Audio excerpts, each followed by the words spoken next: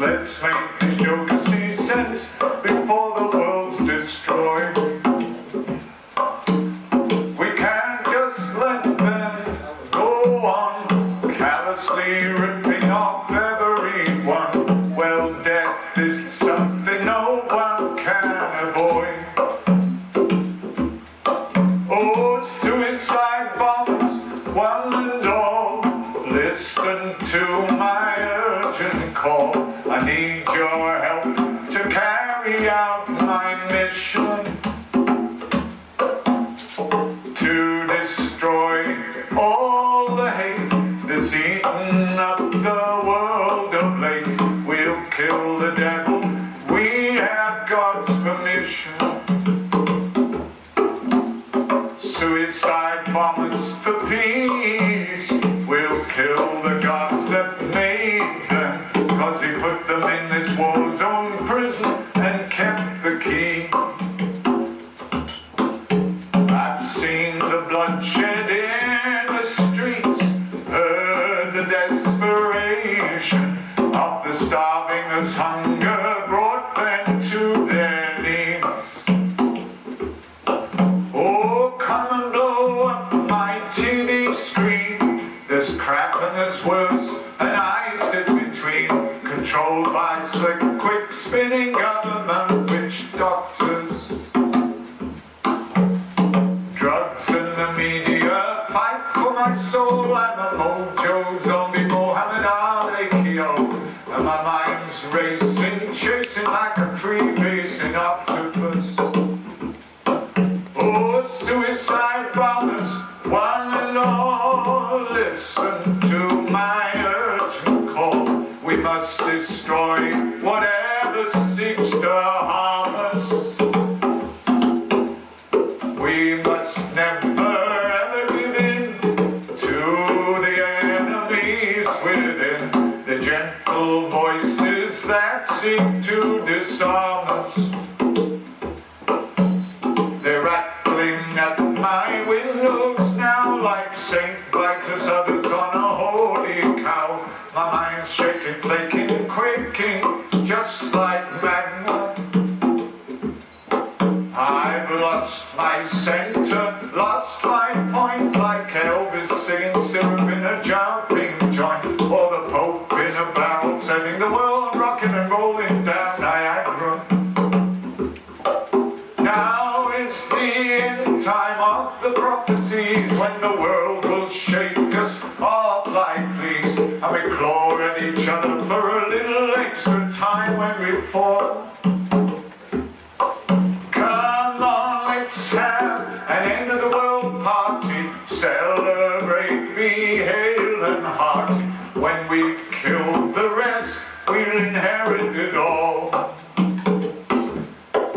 Oh, suicide bombers, if you please, blow up the animals, blow up the trees, but leave a little lot for me to build on. Real estate is something I hate, but I'll stake my claim before it's too late. It's my insurance against Armageddon.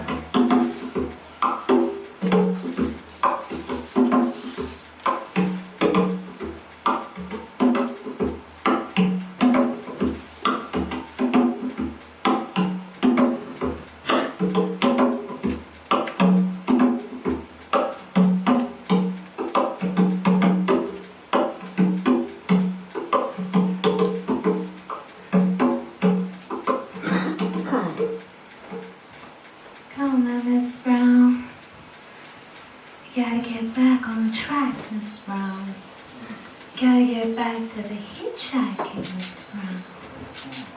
Gotta get back, gotta get back. Or maybe it's forward, Mr. Brown.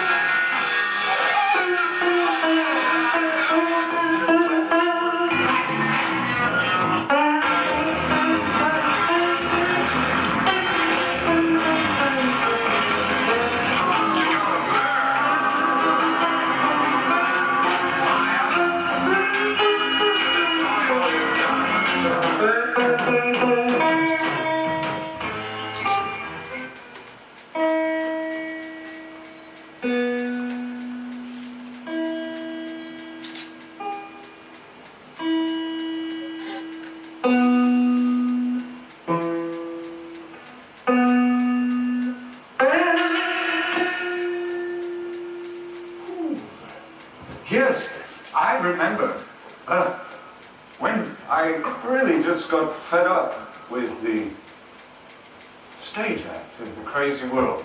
And doing the same thing every night. I went in the same costume, singing the same songs, building to the same climax, and it appeared lots of times though it was the same audience. So I decided, throw all that away. And at that point, the drummer that I had fired in America came back onto the scene, the same man who had held his hi-hat up as a club. And we decided to look in the Sunday Times, and there we found an 11-bedroom farmhouse for £12 a week. And we thought, oh, that's very good. Where is this? And when we found it was a place called Puddletown. Now, Puddletown is on a river, and if you look down one side of the river, you'll find all Piddle Trentide, Alps Piddle, Piddle this, Piddle that. And it's because a French family called de Piddle moved in. Well, the locals got a bit fed up with this. And if you look on the old maps, which are still existent, right opposite the biggest of the Middletown. Getting away. They built a town called Shitterton. But we moved into Puddletown, and we had a band that decided, right, no tunes, no set melodies, we'll improvise all of that, and improvise the lyrics as well. That's very good. Now, what shall I do about the costumes? I know, throw away all the costumes, I'll perform naked instead. Which went down very well. Even at the Marquee.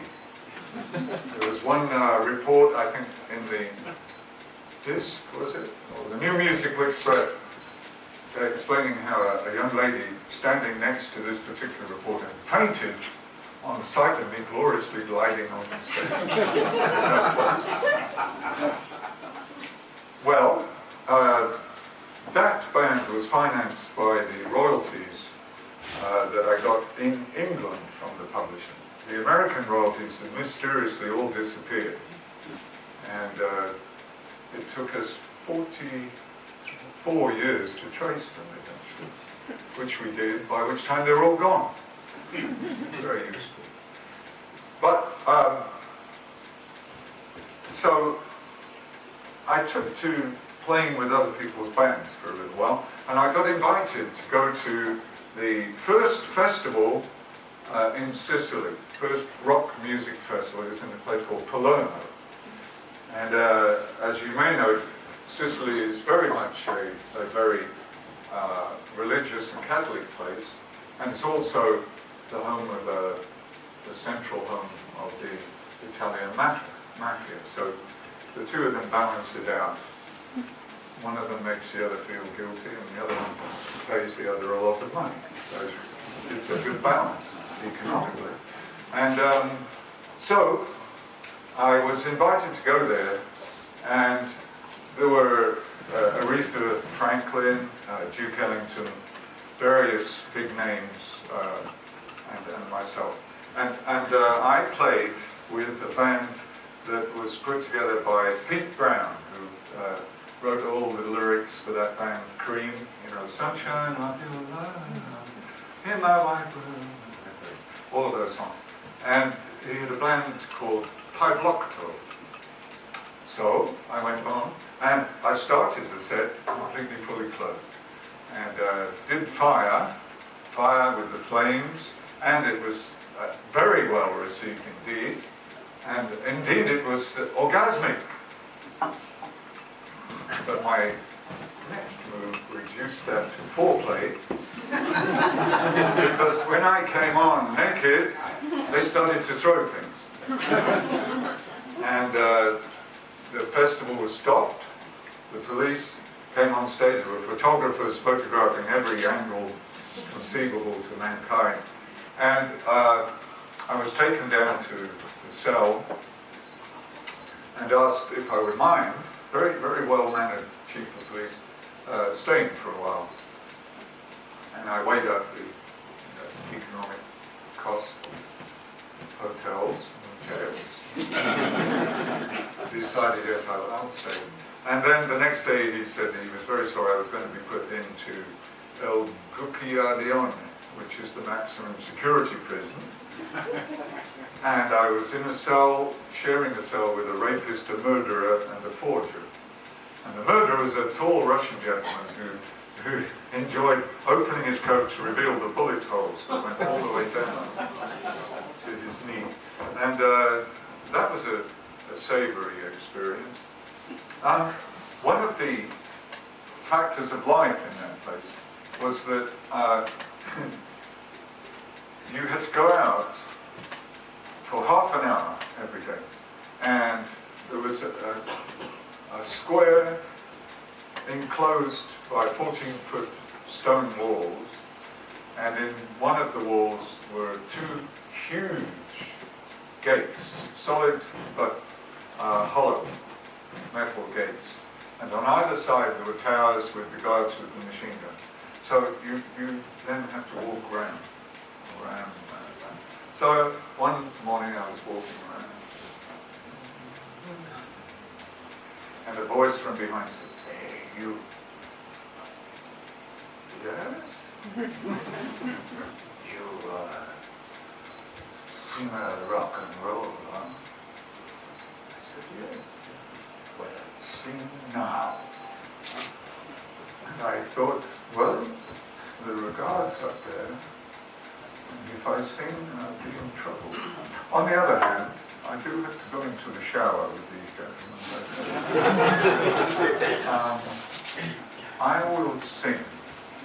And the inspirational forces came to work, and I sang this song.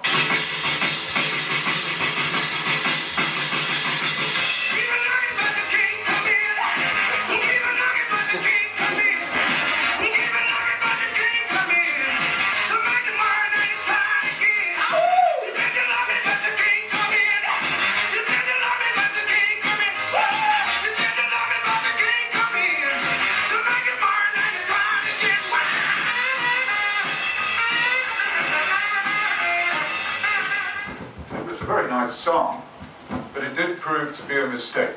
It seemed that all the prisoners knew the words.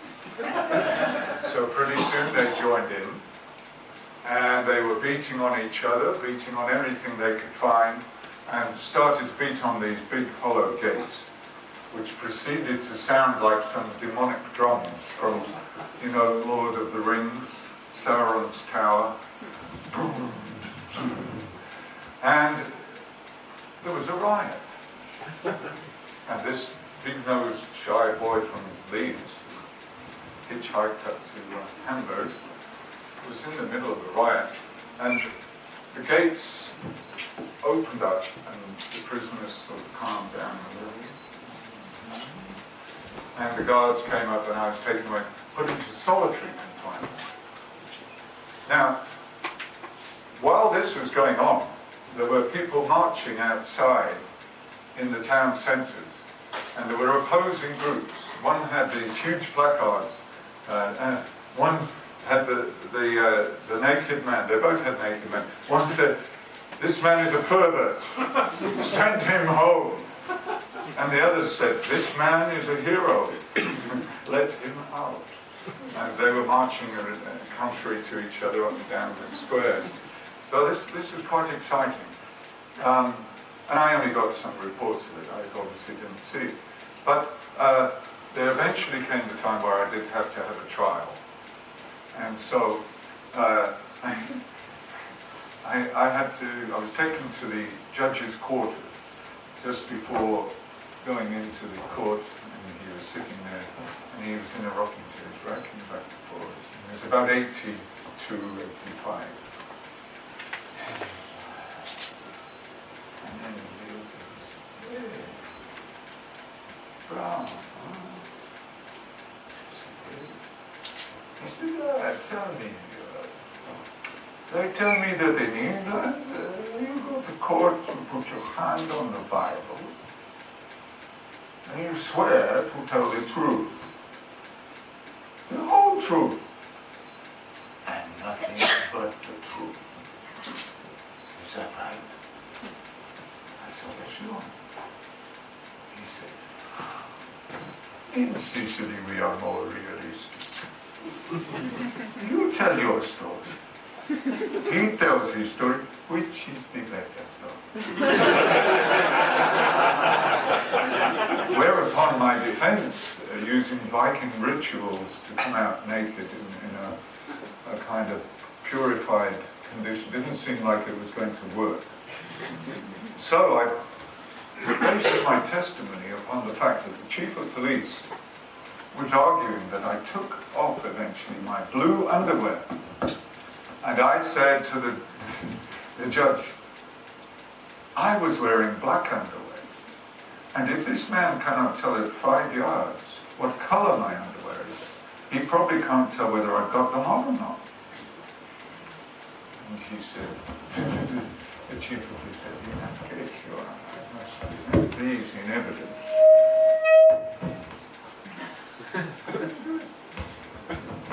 And he presented these photographs of me.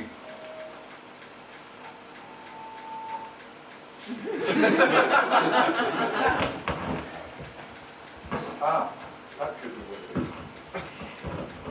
It's supposed to be up there like that.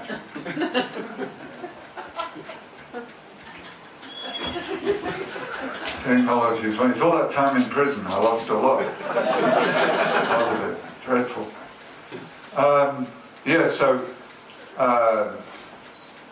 It was only because my tour manager, who was brought up as the driver for the Small Faces in London, who were a very, very bad influence on his character, he took all the money we'd earned from the gig and made an appointment with the local mafia, and a deal was struck, and the next thing I knew, I was in this office, that office, the other office, on a plane home, ready for more adventures.